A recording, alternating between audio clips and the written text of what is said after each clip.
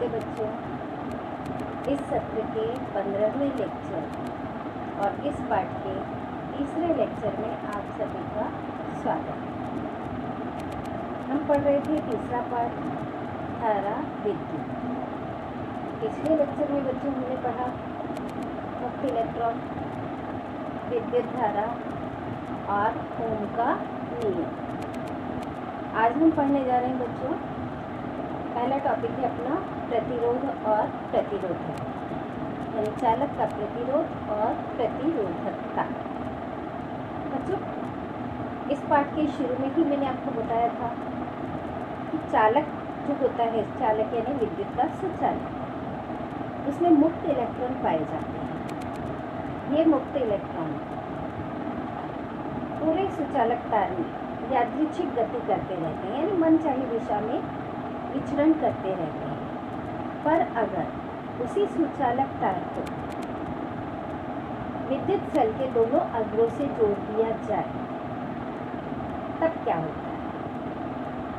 तब इलेक्ट्रॉन निम्न विभव वाले स्थान से उच्च विभव वाले स्थान की ओर गति करने लगते हैं और इलेक्ट्रॉनों में होने वाली इसी गति को हम क्या कहते हैं? विद्युत धारा। अब बच्चों, जब ये इलेक्ट्रॉन गति करते हैं तो इनके मार्ग में परमाणु और आयन आते हैं, जो इनके मार्ग में अवरोध उत्पन्न करते हैं। अवरोध यानी रुकावट उत्पन्न करते हैं, जिसके कारण विद्युत धारा का विरोध उत्पन्न होता है, यानी रुकावट उत्पन्न होती है। विद्युत धारा के मार्ग में होने वाले इस विरोध को प्रतिरोध कहते हैं। और प्रतिरोध के लिए एक संकेत है जो ओम के नियम में भी आपने पढ़ा, कैपिटल R, और उसकी इकाई क्या होती है बच्चों? ओम। एक जर्मन वैज्ञानिक थे, जॉर्ज साइमन ओम। उन्होंने चालक के प्रतिरोध का मापन करने के लिए नियम प्रतिपादित किया। उनके सम्मान में प्रतिरोध की इकाई को ओम नाम दिया गया। अब अपना अगला टॉपिक है प्रतिरोधकता। प्रतिरोधकता जो है वो पदार्थ का गुणधर्म है। कौन से पदार्थ का? सुचालक पदार्थ। और ये प्रतिरोधकता जो है चालक के द्रव्य यानी चालक किस पदार्थ का बना है, चालक की लंबाई और चालक के अनुप्रस्थ काट के क्षेत्रफल पर निर्भर करता है। जो प्रतिरोध है वो किस पे निर्भर कर रहा है? चालक की लंबाई और चालक के अनुप्रस्थ काट के क्षेत्रफल पे। तो चालक की लंबाई के समानुपाती होता है प्रतिरोध, और चालक के अनुप्रस्थ काट के क्षेत्रफल के प्रतिलोमानुपाती होता है। प्रतिलोमानुपाती के लिए बच्चों संकेत हम कैसे लिखते हैं वो बता रही हूँ। पहला है प्रतिरोध किसके समानुपाती है? लंबाई के। यदि चालक तार की लंबाई n हो और उसके अनुप्रस्थ काट का क्षेत्रफल a हो, तो R समानुपाती L के। L क्या है? लंबाई। तो ये प्रतिरोध किसके समानुपाती है? लंबाई के। और यदि चालक के अनुप्रस्थ का क्षेत्रफल a हो, तो प्रतिरोध उस अनुप्रस्थ काट के क्षेत्रफल के प्रतिलोमानुपाती होता है। प्रतिलोमानुपाती के लिए हम 1/, करके लिखते हैं। चिन्ह वही रहेगा समानुपाती का, पर जो भी चीज़ है वो 1/, करके आ जाए। अब दोनों को एक साथ, दोनों R के मान एक साथ लिख सकते हैं, तो क्या लिखेंगे? इसलिए R समानुपाती L/A लिख सकते हैं। हम दोनों को गुणा कर देंगे। अब आपको पहले भी बताया कि अगर समानुपात का चिन्ह घटता है तो बराबर का चिन्ह लगता है और एक समानुपात का स्थिरांक लगता है। अब यहाँ पे समानुपात का चिन्ह हटाया, R बराबर एक स्थिरांक लगता है, ये स्थिरांक है, इसे कहते हैं रो, और L/A ये हमारे पास यहाँ पे सूत्र प्राप्त हुआ। ये समानुपात का स्थिरांक है और इसे चालक की प्रतिरोधकता कहते हैं। ऐसे प्रणाली में प्रतिरोधकता की इकाई ओम मीटर होती है और प्रतिरोधकता जो है पदार्थ का विशिष्टतापूर्ण गुणधर्म होने के कारण प्रत्येक पदार्थ की प्रतिरोधकता अलग अलग होती है। अब जो अपना अगला टॉपिक है विद्युत परिपथ।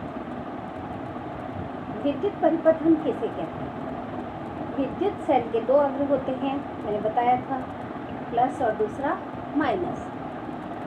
तो विद्युत सेल के दोनों अग्रों से जोड़ी गई चालक तार और अन्य प्रतिरोधों में से प्रवाहित होने वाली विद्युत धारा के अखंड मार्ग को विद्युत परिपथ कहते हैं।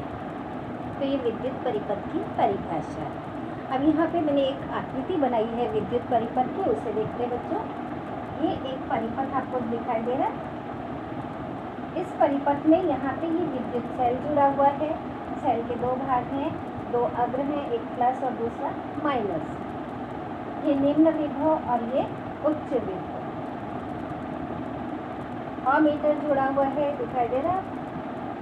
और अमीटर को बच्चों हम हमेशा श्रेणी क्रम में जोड़ते हैं, वो आगे आप पढ़ेंगे श्रेणी क्रम और समांतर क्रम क्या होते हैं। यहाँ पे देखिए ये इस तरह से जिग-जैग लाइन दिखाई दे रही है, ये है प्रतिरोधक। प्रतिरोधक यानी विद्युत धारा के मार्ग में रुकावट उत्पन्न करने वाला। और ये है वोल्ट मीटर, ये लिखा हुआ दिखाई दे रहा है। और वोल्ट मीटर को हमेशा परिपथ में समांतर क्रम में जोड़ा जाता है। साथ में यहाँ पे एक जगह पे कुंजी भी होती है। इस तरह से कुंजी भी जोड़ सकते हैं, जिसके कारण विद्युत परिपथ को चालू और बंद किया जा सकता है।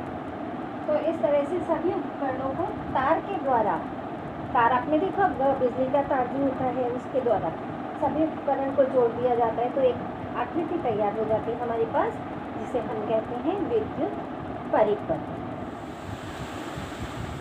बच्चों यहाँ पे आपको 4 आकृतियाँ दिखाई दे रही हैं। इन आकृतियों में कौन सी आकृति में क्या गलती है वो देख के बताना है। तो यहाँ देखिए ये पहली आकृति जो आपको दिखाई दे रही है, इसमें बाकी सब तो चीज़ें ठीक है, पर यहाँ पे तार जुड़ी हुई नहीं है। और तार जुड़ी हुई नहीं है तो बल्ब कैसे प्रकाशित हो रहा है? बल्ब को प्रकाशित नहीं होना चाहिए, यानी आकृति में गलती क्या है? तार यहाँ पे टूटी हुई है। दूसरी आकृति में देखेंगे, इसमें भी बल्ब प्रकाशित हुआ दिखाई दे रहा है, परंतु तार यहाँ से पूरी तरह से जुड़ा हुआ नहीं दिख रहा है, इसलिए ये आकृति गलत है। तीसरी आकृति में देखेंगे, आकृति में सब चीज़ें बराबर हैं, परंतु बल्ब प्रकाशित नहीं दिखा है, जबकि बल्ब यहाँ पे प्रकाशित होना चाहिए। और चौथी आकृति में आप देखेंगे बच्चों, बल्ब प्रकाशित है, पर यहाँ पे एक रबर का टुकड़ा है और ये रबर के टुकड़े के कारण बल्ब प्रकाश, क्योंकि रबर का टुकड़ा बच्चों विद्युत धारा का कुचालक है, यानी उसमें से विद्युत धारा प्रवाहित नहीं हो सकती है। तो बीच में वो जुड़ा होने के कारण ये बल्ब चमकना नहीं चाहिए, यानी ये इस आकृति में ये गलती है। अब बच्चों यहाँ पे एक दूसरी आकृति है।